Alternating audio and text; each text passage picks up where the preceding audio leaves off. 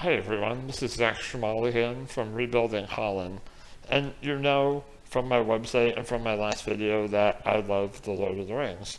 But every now and then people ask me if I have a favorite scene or if I have a favorite part. And so I thought I'd take a minute today to tell you what I think my favorite part is. And it may be a little bit cliche.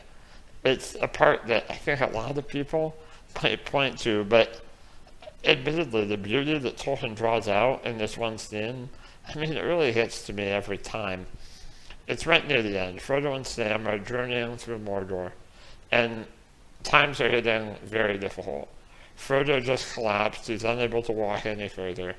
At this point, they're still approximately 40 miles away from Mount Doom, from what Tolkien says.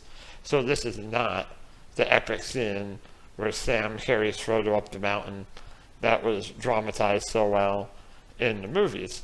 But at this moment, Frodo really needs to sleep, and Sam, being the good friend that he is, he volunteers to stay up and keep watch so that his master can sleep. And this is what he sees and what Tolkien says. There, peeping among the cloud rack above a dark tor high up in the mountains, Sam saw a white star twinkle for a while.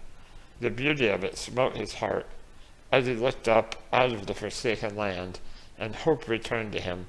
For like a shaft, clear and cold, the thought pierced him that in the end the shadow was only a small and passing thing. There was light and high beauty forever beyond its reach. His song in the tower had been defiance rather than hope, for then he was thinking of himself. Now, for a moment, his own fate, and even his master's, ceased to trouble him. You know, I think that scene gets to me every time because it's what we all instinctively and humanly want. We want those stars to shine through our darkness when we face difficulties. We want to be able to feel like there's something good and beautiful out there, even when we find ourselves in forsaken lands. Just like the way Tolkien puts that light far beyond, way beyond where the shadow can reach it, we want to believe that there's something far beyond that, whatever darkness we face here on earth, it can't be lessened by.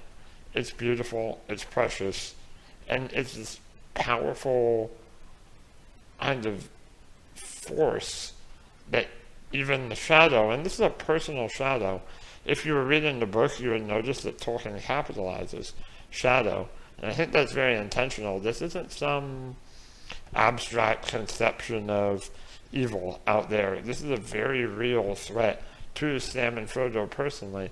And so the fact that the light pierces through their own darkness, being oppressed by this really personal shadow, it makes it all the more beautiful. And the evil, it can't even touch it.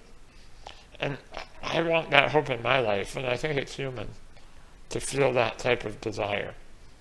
That's why, if you made me choose, I would have to say that this is indeed my favorite scene in The Lord of the Rings.